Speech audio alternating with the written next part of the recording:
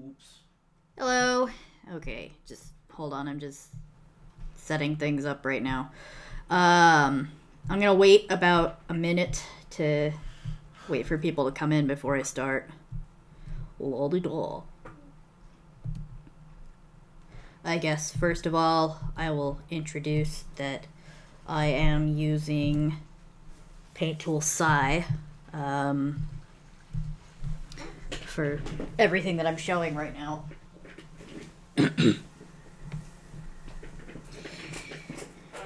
But what I'm going to teach in here doesn't necessarily need Paint Tool Psi to learn. You can use Paper, Photoshop, GIMP, whatever. This is mostly about designing your characters and figuring out certain traits. You guys hear me okay? Okay, I'm going to put very quiet music on here.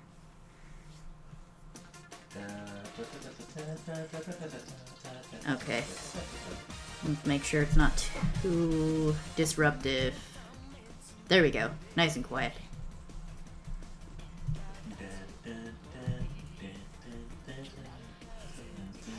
Alright, we got 30 people in here.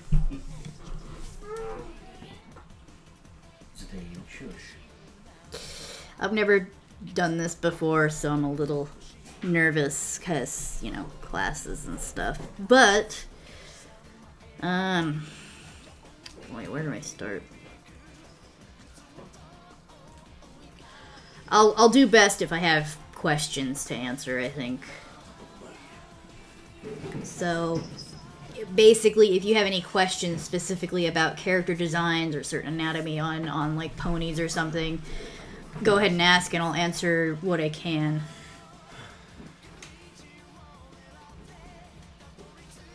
No, I'm a guy.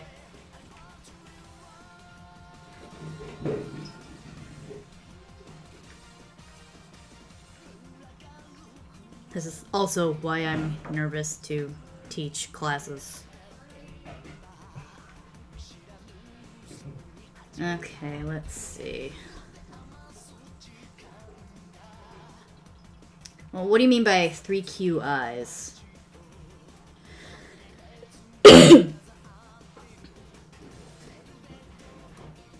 I'm sorry. I'll probably keep dropping my voice down as I go. Oh. 3/4 view, I guess. Okay.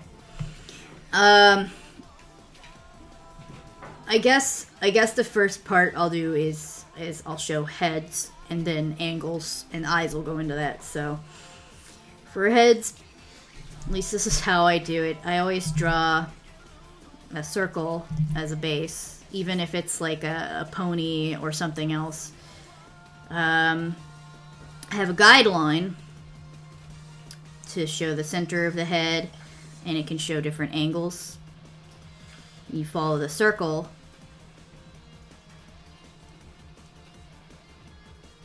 Let's see. I'm sorry, I'm kind of awkward at this. Wow.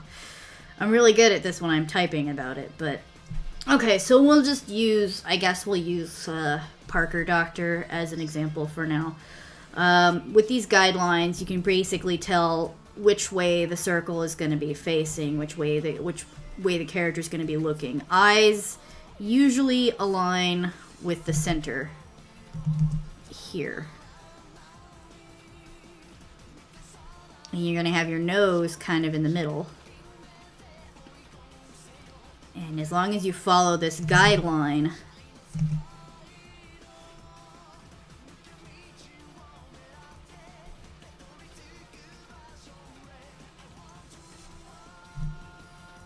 your nose is always going to be in the same area. Well, this one's a little more complicated. See, for like, if you want to do noses and you're not used to it, with ponies, they're kind of block-shaped or triangular. If you want to try that, think of it like this shape right here. And then you can sort of figure out where everything is.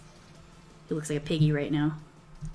I'm so used to it that I don't do that, but if you think about it as, you know, an extra circle or an extra square that you add on the face. That's how you can figure out how to do the muzzle. I apologize because I'm so fast at this that I feel like people might miss things, but then again, there's a lot of how to draw Disney things that do this too, like how to draw Mickey Mouse, and he's just like, oh, there's like ears and stuff, and anyway. Sorry. Anyway, that line is going to help you with figuring out what the head is going to be doing. And your ears for ponies are going to be up on the sides. Now, if you want, like, for people, it's going to be at level with the eyes, but we're not doing people right now. We're working on ponies. So, it's always just thinking in placement on the circle of where things are. Your mouth,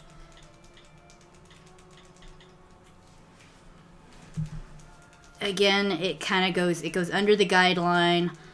Usually, yeah. You didn't say okay. that. This is recorded for later, so don't worry about that. Tips. Sorry, I'm reading this now. Tips for people that are just learning and they don't know how to do circles and they're shaky. Something that I was taught is when you draw a line, instead of following where the line is directly, like this is if I'm watching my cursor, my line comes out shaky. What you do is you start at your starting point, think of where your destination is going to be, and then look ahead. And that usually gives you stronger lines.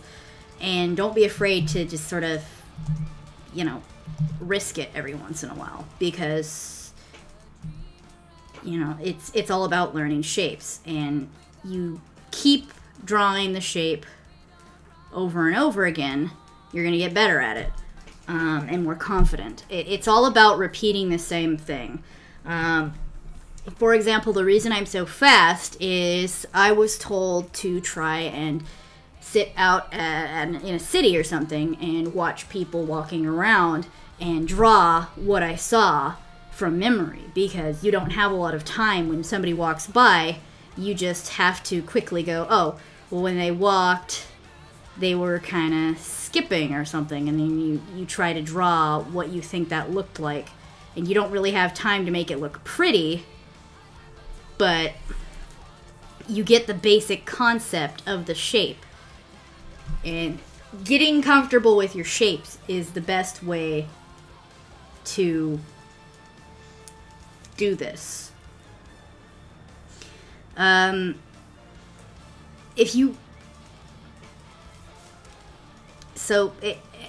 I guess the basic shapes that you're going to want to use when you're drawing, you're going to be using a lot of circles, ovals, and tubes. A lot of tubes and triangles. That's basically what a lot of things are made up out of.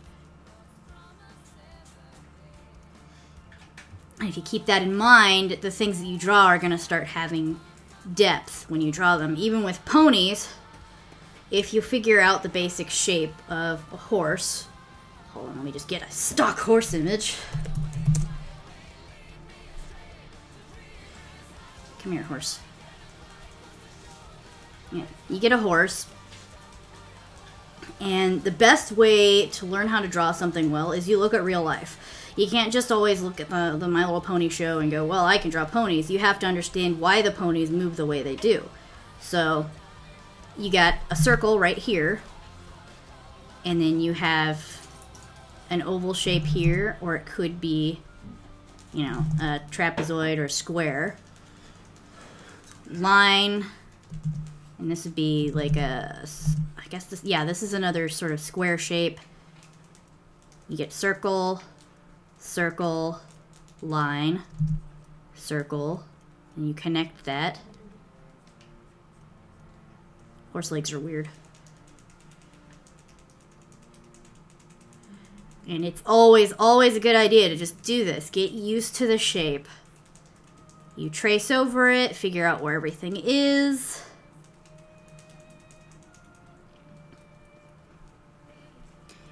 You know, some people are like, oh man, you shouldn't trace. Tracing is bad. But when you're learning, tracing is very good. It teaches you where shapes are. It teaches you where things are and why they're shaped that way.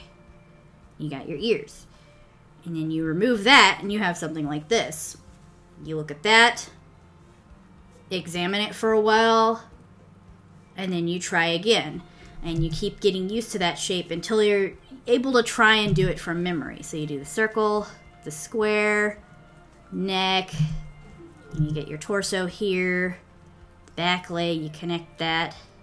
There is a tail here. And, you know, if you screw up at first, that's fine. Because it's all about learning, and where you find out where you screwed up.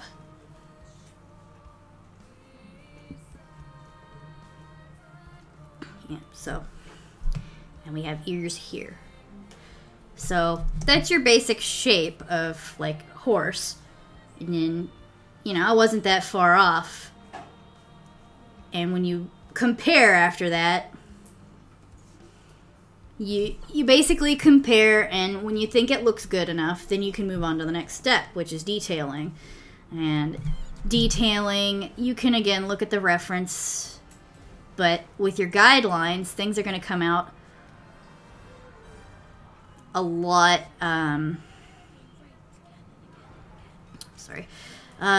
things are going to come out a lot smoother the more you practice. The more confident you get, the better your lines are going to look.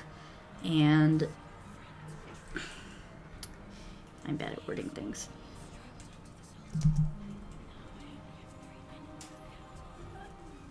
But if you notice, a lot of my sketching lines are kind of repeated over each other. That's just my style of drawing. But if I want to actually go in and make this look more detailed with a you know, like a solid line, then I'll go in closer to the image. So, hold on. Oh, that foot is funny looking.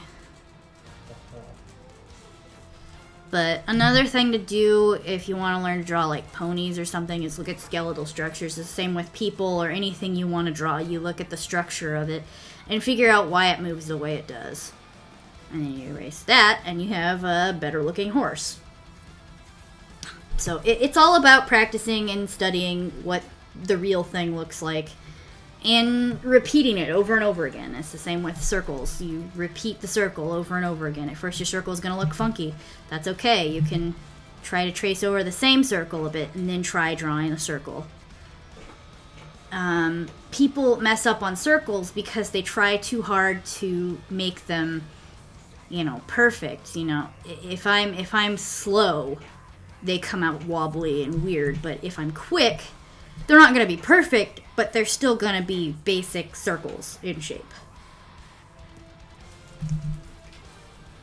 It's just all about becoming comfortable with your lines, and if you have a shaky hand, it's all the more important to be swift with your lines rather than slow, because if you're slow, your line is going to get shaky. Your hand is going to be putting too much pressure on the line, and that's what'll happen, as opposed to a confident stroke.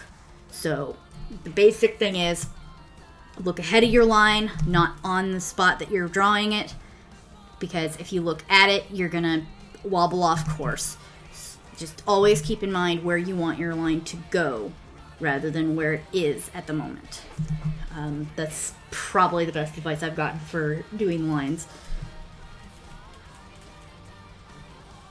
Okay, let's see, where was... Okay.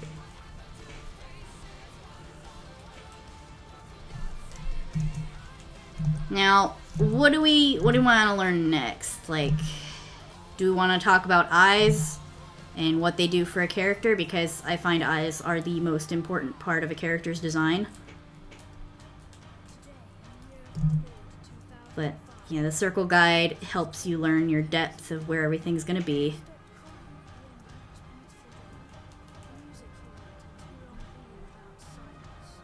Okay, expressions. I think expressions are big enough that I want to actually do an entire lesson just on expressions before I actually you know, and do them in...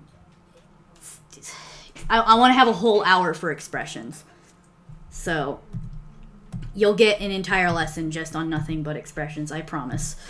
But part of the expressions thing, before you can really give a character expressions, is you have to know what their face is able to do.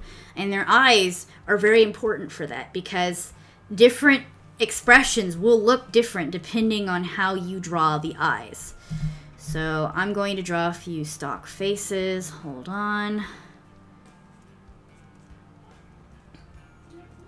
We're going to go with a basic smile, and we're going to show you how different eyes affect the smile. So you put smile, smile, smile, smile.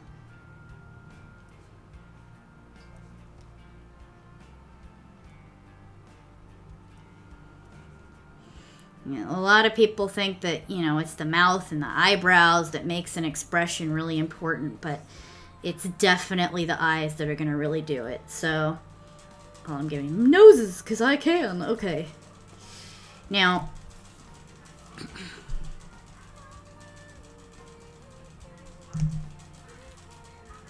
this is anime desu, I'm sorry.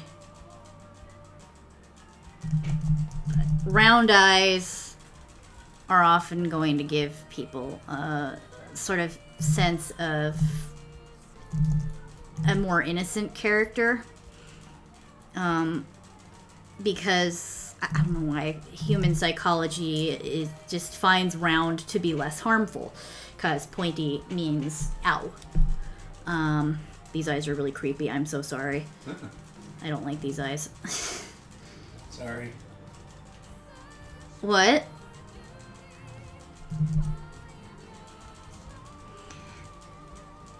Okay. So we got your round eye. Sharp eyes are usually what you want when you want a more conniving looking character, or, you know, someone who is going to be a threat of some kind. The sharp look, I'm so sorry, I'm drawing so fast, these look really derp. But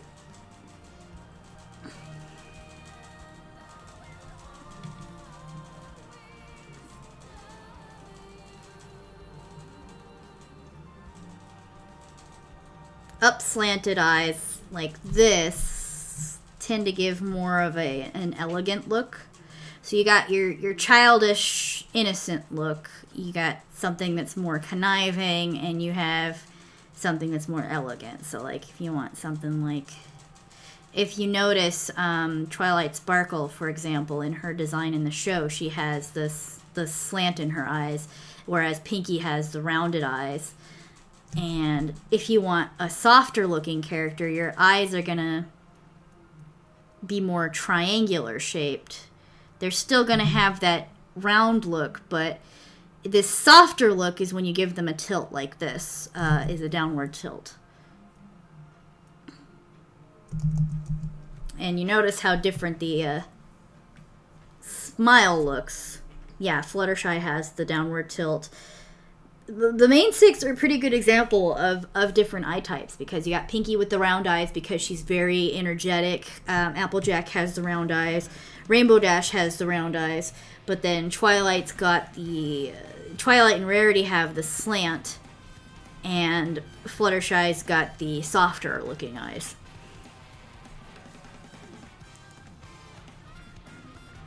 Now, that's the first part about eyes. The second thing about eyes, recently I actually dealt with somebody who wanted advice on this, is the reflection in an eye is actually more important than you might think. Let's see. Usually the lack of reflection in a lot of media means that, you know, a character is shocked or something. Unless they have, you know, a fully black pupil, and that's just part of their design. But more often than not, people are going to want reflections. That includes in cartoons, where you have, you know, that sort of notch in the eye. it's still a highlight. It basically, the highlight in an eye gives the character life. Now, when you do highlights, think about them like this. A lot of people don't know where to put their highlights. So, you have your eye here. Creepy eye, yes. I'm lazy with this eye. Creepy, creepy, creepy eye. Oh. Anyway.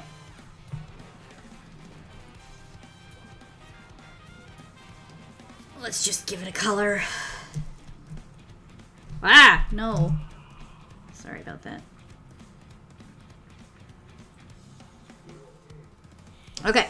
Now the question is, where do people want to put this eye? The highlight in the eye. When you do highlights, they're going to be somewhere around the iris. They're not going to be in the middle here, because, well, they might be, but it doesn't really give it as much of a natural look as if you put it on the edge of the iris.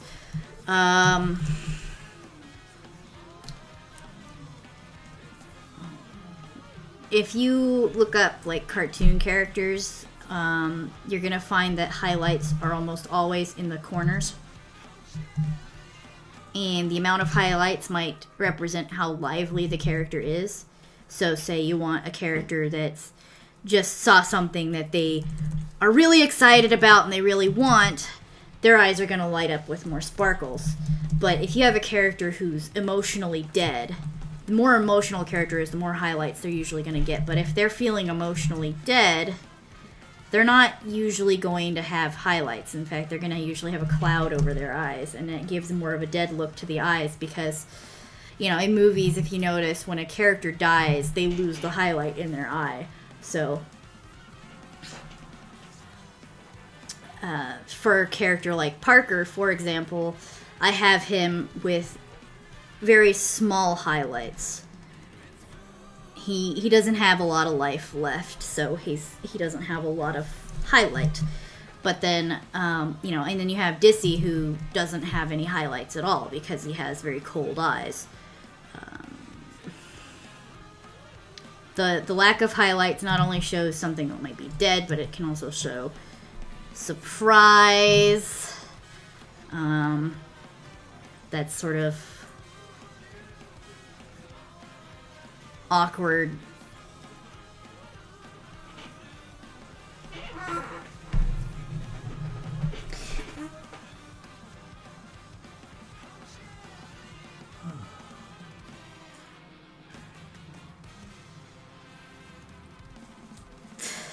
Okay, let's see.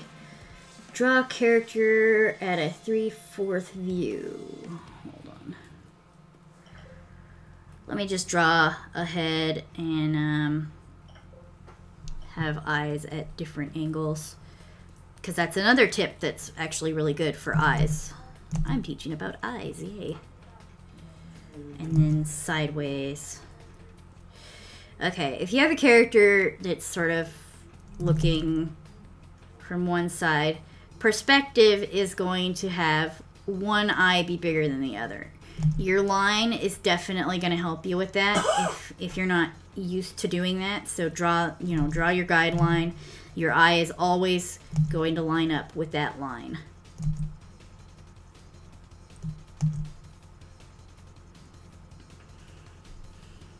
So this eye is going to be foreshortened. It's going to be a little smaller, but it's still going to be at level. Now, the pupils, if you want a character, here's a mistake that people make often, actually. This is something that's another person asked me about. When you have characters looking forward, but you don't want them to look cross-eyed, and you're used, but, you know, hold on, I'm going to draw multiple characters looking this way.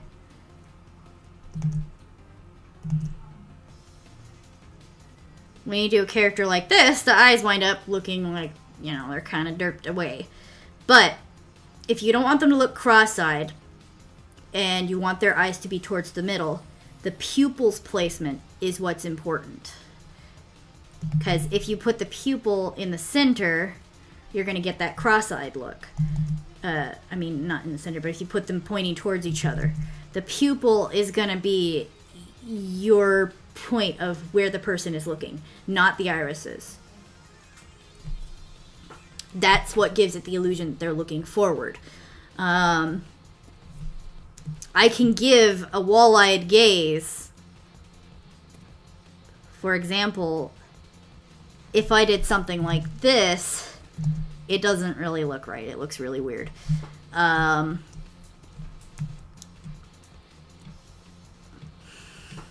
thing that I did recently with a character was I had the eyes forward, like this, but I had the pupils very slightly off center on the side, which gave a very absent look.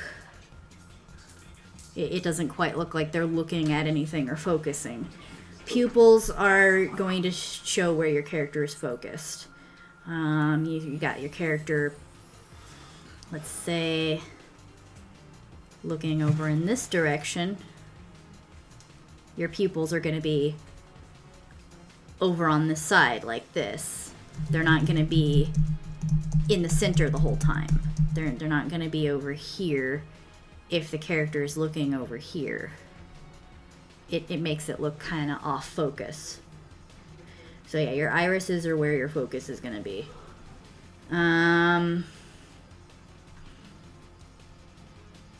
Like I said, I'll do expressions in the next one, because I can go on and on about expressions, and I have a book that just has pages and pages and pages of different advice on expressions, and it still doesn't cover everything.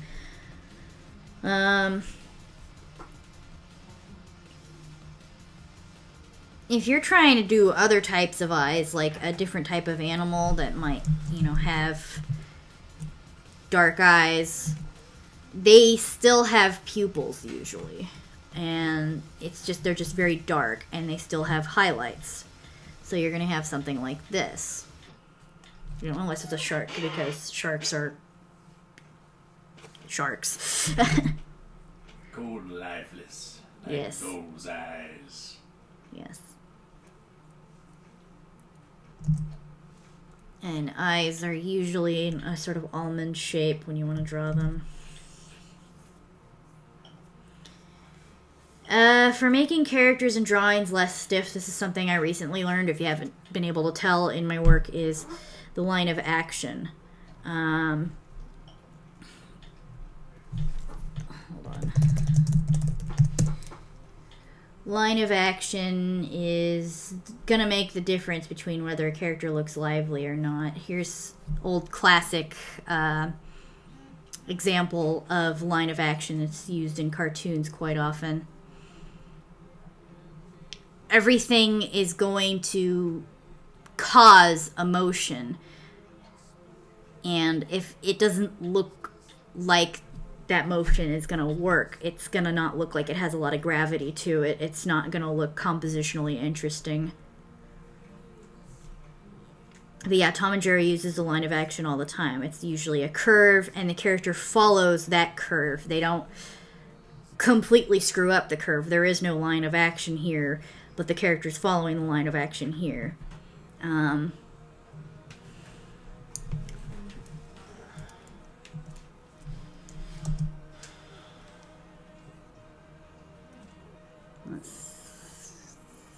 I have no idea what I'm doing.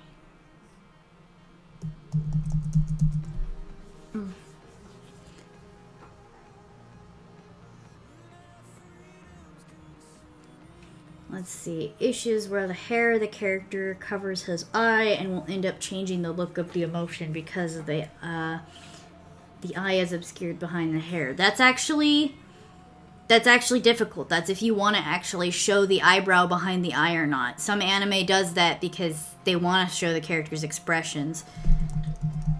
So, let's see. If you have, say, you know, a character with one eye covered,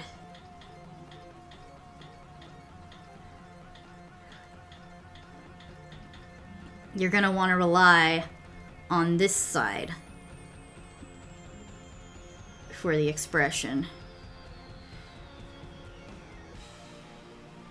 But if you have a character that has, you know, like bangs or something, you're not gonna be able to work on the eyes as much. You know, you got your bangs here.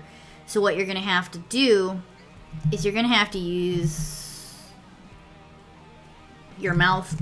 The mouth is gonna be what's gonna help you with stuff. I'm so sorry. I'm still nervous about this because I've never really done this before.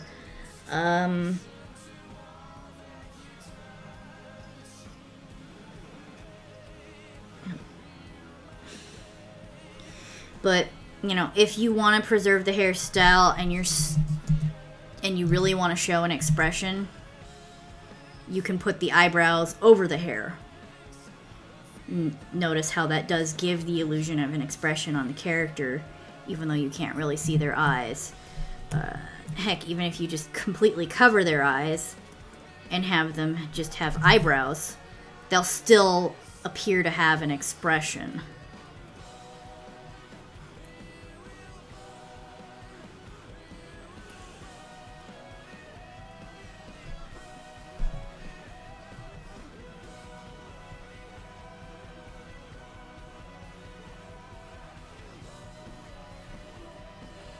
Let's see, body types on characters, different body types.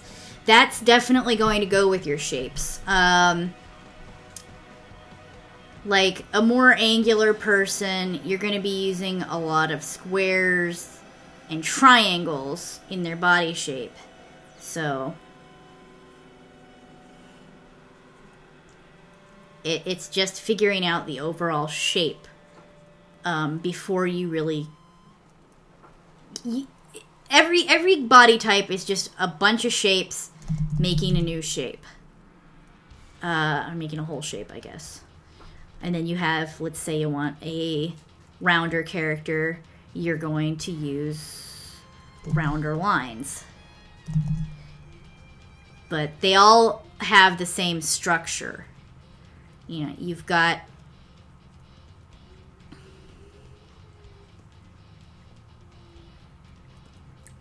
They all have the same bone structure. They just have different shapes that surround that bone structure.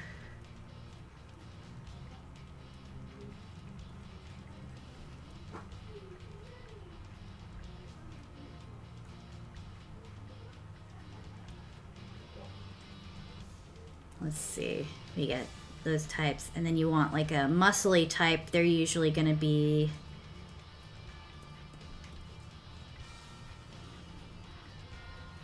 They're like this weird mix of squares and circles. I'm sorry I screwed this one up, but they still have sort of an hourglass shape, and then they have this weird little triangle thing going. And they're like, yeah, I have legs and stuff. And, you know, you got your overall shape is just going to be a triangle on a square with a circle. So you break these down, this is going to be triangle, triangle, triangle, circle, circle, circle, circle, triangle, square.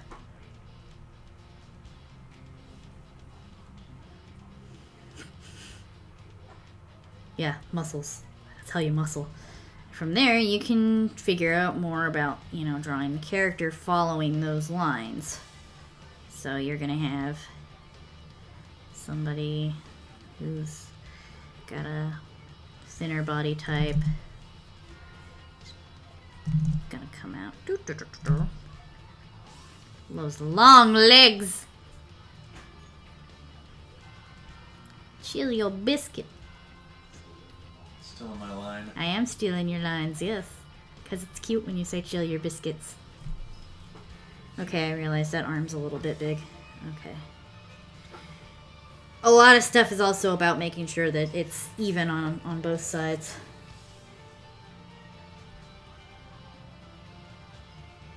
Okay, if you want pony shapes, same concept. You're gonna have circles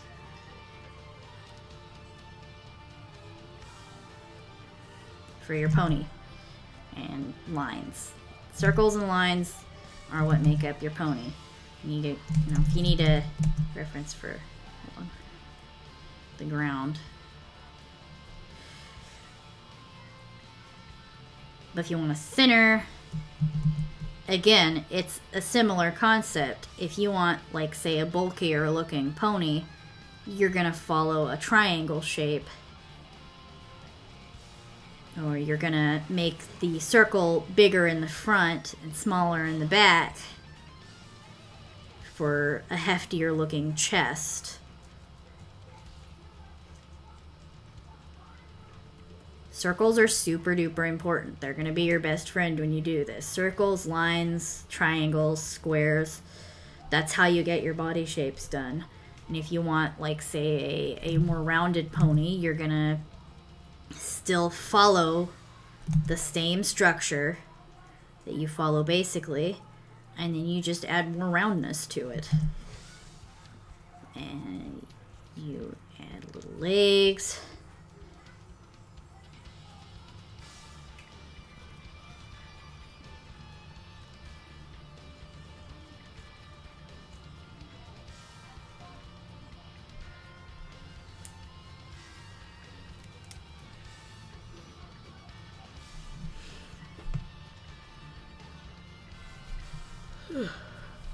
But now, I guess if there's part of, we'll go back to ponies now. Are there parts of ponies that, you know, sort of baffle you, that you want information on that I can show?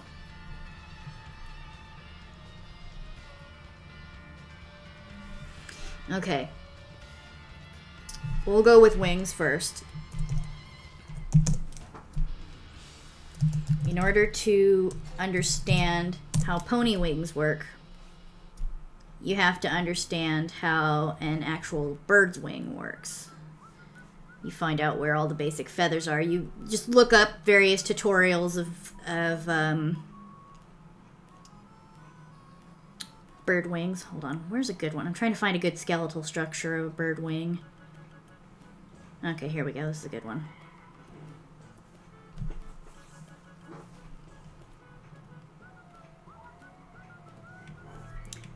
Yeah, if you notice, wings are shaped a lot like arms. You know, you got your arm here, and then this is like a hand. You have to think of this as fingers. Blah, blah, blah, fingers. That's your first step of figuring out a wing. So, if you want to think about it that way, let's say we draw a body, and we're like, okay, I want to draw a wing on this. You draw first the arm shape, and you realize, okay, the hand is going to be like right here. Next, the feathers are going to be coming out of the hand. If you notice, a lot of these main ones come from the hand, and then these come out of the arm. So, you draw the feathers coming out of the hand. Doop, doop, doop, doop. And then you have the ones coming out of the arm. And usually it's 2 layers. And you got a wing. Now, that's if you want to go with more realistic. If you notice in the show, they still have that shape. It's just kind of harder to notice. But it comes out like this. This is how wings in the show look. They still follow that curve. So you think arm with feathers.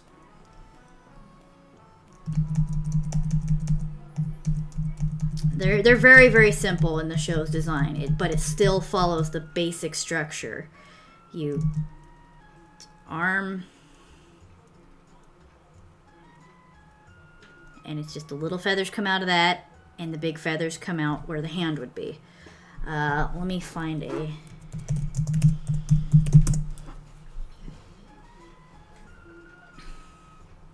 I'm just going to find a vector really quickly.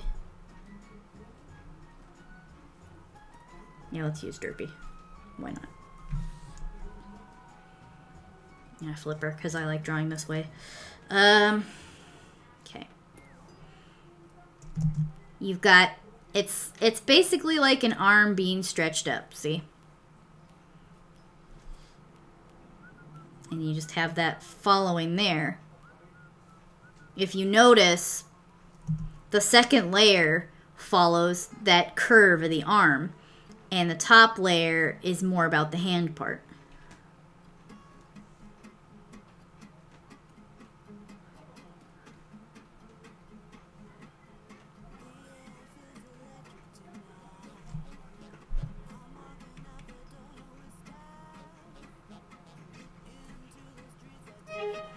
Okay. I'm hoping that helps enough on wings. My best advice is to constantly look at actual wings. Wings are very flexible. They are like arms, so they're not always bent. You say you have somebody who has a hand out here, your wing is gonna basically do the same thing that fingers do.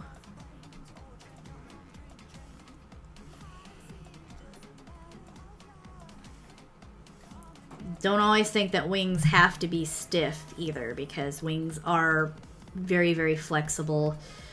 When they flap, they curve. Just like a ballerina moves, wings can move too.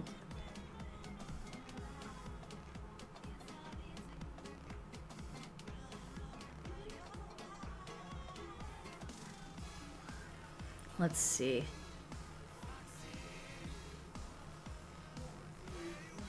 Now folded, again, it's that same structure. You have that arm shape right here. And you have to just think of the hand being bent.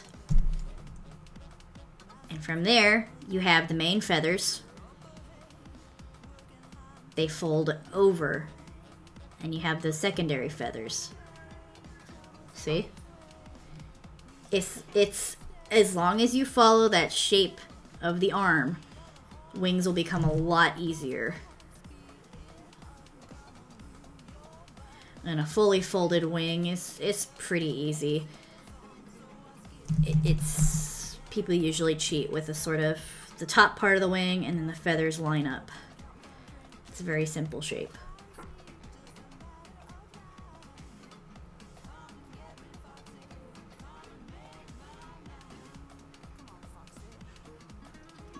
Hyperextended wing, well, for example, if an arm can't bend that way, a wing probably won't be able to bend that way. Wings are very rounded in shape. They're not usually going to be super sharp. Like, let's say... Actually, another good way to figure out wing anatomy is looking at bat wings. Because bats have that finger structure already there, and you can see the arm shape. It's the same thing. Well, let's see.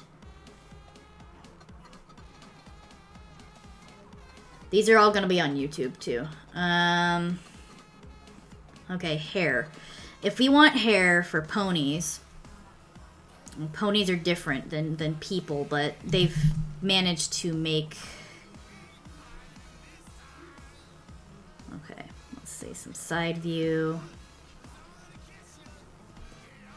And back. For ponies, the hairline has two spots that it comes from. We have the bangs, which are going to be... Basically, your center point for hair is going to be right here. Your bangs are going to be coming out of here. And the lower part is going to be coming out of here.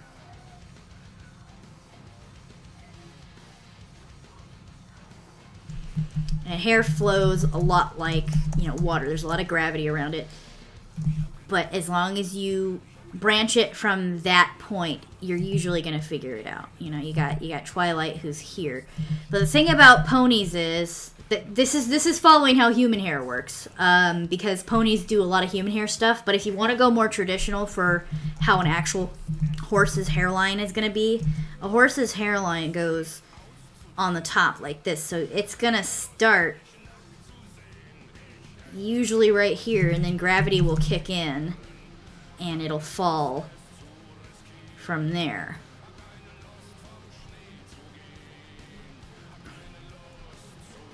And then if you want to have that point again, your bangs are going to come out here, and then the rest comes out here. I know I'm pretty vague about this. I am so sorry. I've never done really tutorials with my voice before. From behind is a little bit tricky. You just have to be aware that there is a neck and that it follows gravity. Hair is very heavy. It always follows gravity. Let's see, ear shape. Ear shape, I just try to make sure that they're lined up. You can draw different types of ears. It depends on how comfortable you are with ears. If you want to go with an actual horse ear, their ears are more pointed and they have this sort of hollow shape. But then My Little Pony, they round them out and just have a line. But you can just play around with however you think you want your ears to look. If you notice, if you bring a line in closer, it makes the ear look thinner, as opposed to in the middle where it'll give the ear a fatter look.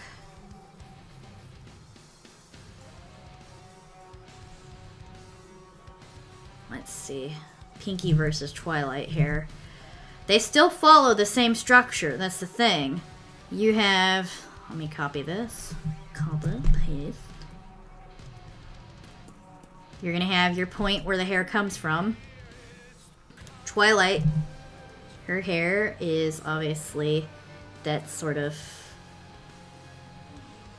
short, straight bangs, and then it comes down. And you notice it always has a flow. It flows from this point and it comes out that sort of straight look. Whereas Pinky, it still comes from that point.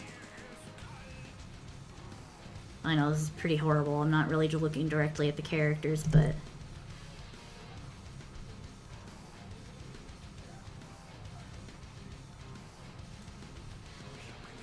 Wait, ponies.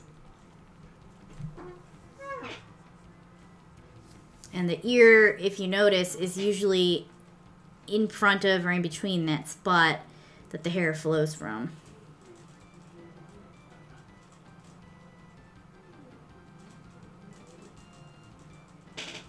Let's see.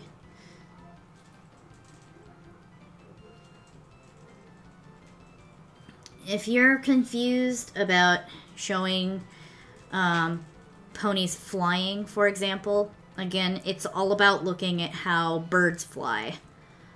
Because obviously they're not going to flap. You're not going to be able to figure it out by flapping your arms. You have the glide, which is where the wing goes straight out, and sometimes it'll tilt upward, depending on what direction they're going.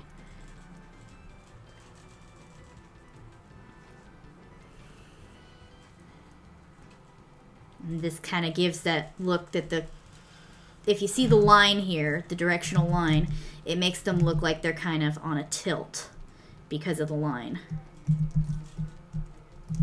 And yes, I draw wings large because anatomically wings are supposed to be a lot larger than the body. And these are still technically too small for an animal like a freaking horse to fly, but, you know, whatever. That's a butt. This is a butt.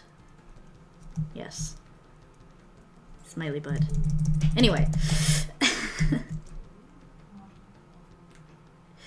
I have a huge list of what people want in already. I'm just kind of going with whatever I see on the screen, and if I've taught it before, I'm not going to teach it again, and I'll just mention that it's in the YouTube. Anyway, and then you have wings going upwards. And, you know, usually when you want to show wings, you want to show this side is going to be a little bit shorter than this side because of perspective. Yay, feet. Yay. Yay.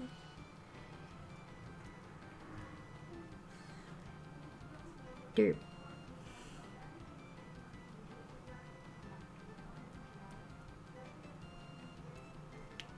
I drew a derp horse. Anyway. Those wings are coming out of the wrong spot. There we go. The wings, I forgot to mention the positioning of the wings. Wings, they don't come out of the side or the butt. They come right out of where the shoulders are, about where the shoulders are.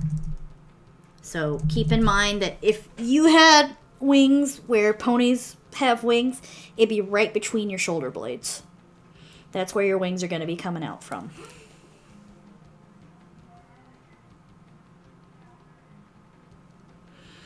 Okay, now,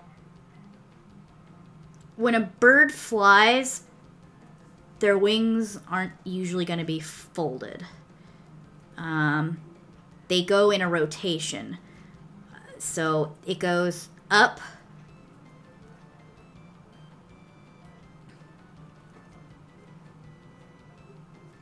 and then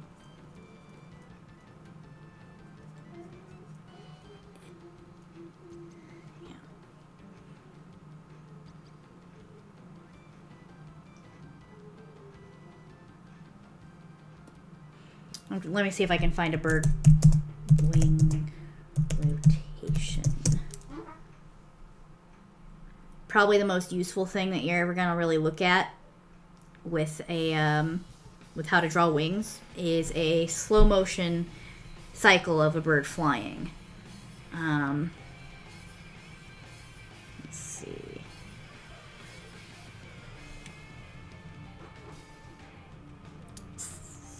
This is a pretty good chart of what wings do, but different birds have different wing flapping too.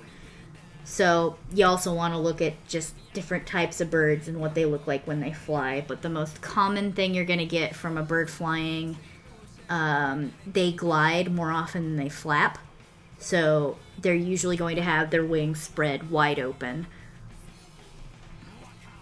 They flap a few times and then they glide.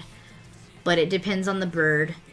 For Pegasi, a lot of times if they have bigger wings, they're going to probably flap less. Smaller wings are going to need to flap more. They're going to need a lot more power to keep them going.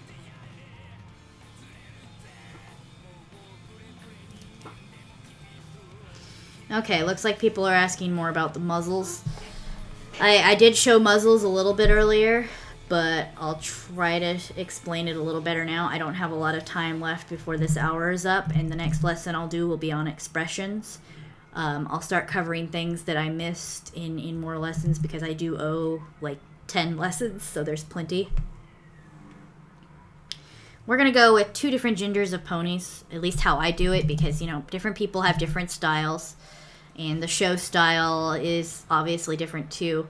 For females, if they're facing forward, I usually give them very small noses.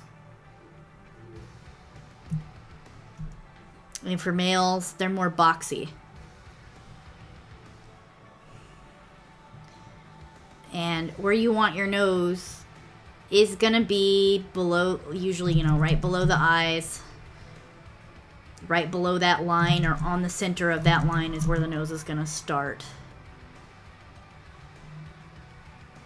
Muzzles are really hard to get a grasp on, I think. So let's see, from the side, you just draw another circle and you follow that circle and make sure that it lines up. Well, that circle sucks. Okay. And you make sure that it lines up with that chin. Because their nose is basically the same as the chin. You're not gonna, it's not like a person's nose where it goes nose and then chin. It's just nose is the chin. And it could be, even if it's a small nose or a really big honker like Dissy, it's always gonna be the chin. Chinny, chinny, chin, chin. I was showing humans for a little bit, but I'm mostly doing ponies because that's mostly what people are here for, so. The last thing I'm going to show, because I have 5 minutes left, is I'm going to show the back leg. Because back legs are a pain in the butt. Legs in general are a pain in the butt, but let's see. We'll draw the pony. Okay.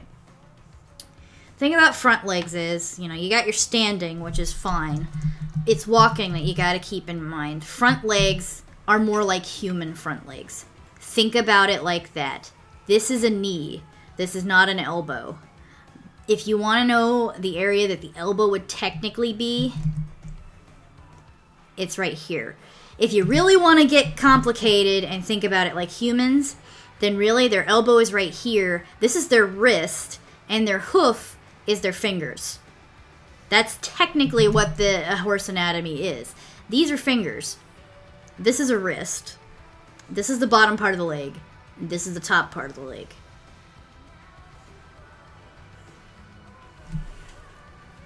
The back leg. Now, for the back leg, you have to understand how the bone structure works. Bone structure is going to be, there's a knee. This is a knee here. And then a really short leg. This is still a foot. And those are toes. And what you do is you just add skin to that, muscle, and that's what you're going to get for a back leg. That's why when a leg is shown bending this way, for example, it's impossible because that would be like breaking your foot backwards. Oh. So think about it as this part here is not a knee. Your knee is right here. Knee. So say you want to draw a pony doing something different with their leg. Like bent leg. I'll draw the legs first just because that's how I do stuff. You draw the leg, draw the leg stretched out.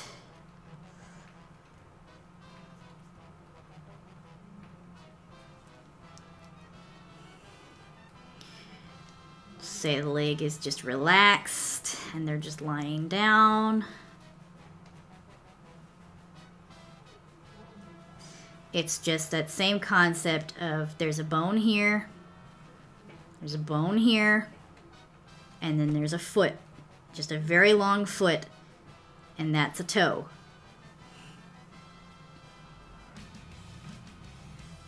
And that's just kind of toe. You still got your leg here.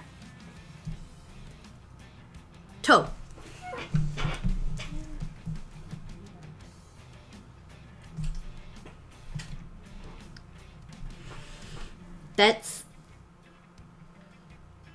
That's basically how back legs work. They're really weird. But just think, again, very, very fat thigh. So you think of somebody with a really fat thigh, really short leg, and really long feet. That's the best way to think of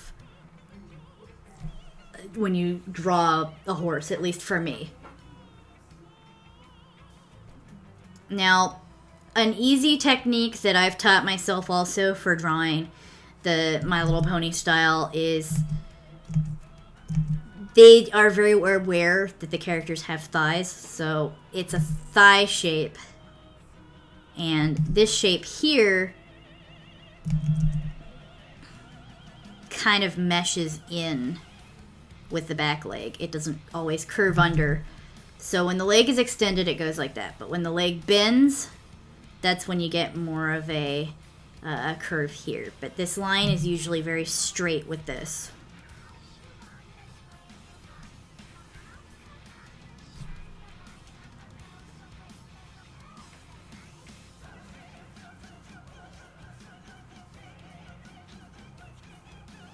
And I think that's all I'll have for today. I'm sorry if things are confusing. I will probably make proper tutorials later with actual drawings and stuff, but for now, class is over, and I hope you guys all learned something, and for next time we'll be doing expressions, and don't worry, there's still going to be 9 more lessons of other things, so if something that you wanted to know wasn't covered this time, you still have a chance to have it covered next time. And yes, I guess I will draw a goodbye, so hold on.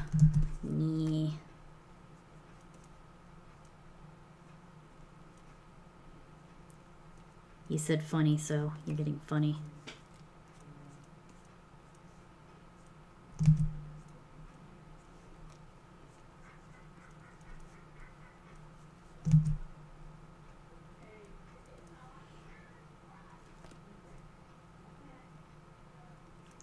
Wave! I'm being lazy, I'm sorry. I've been drawing weird stuff for an hour, so I'm just being lazy.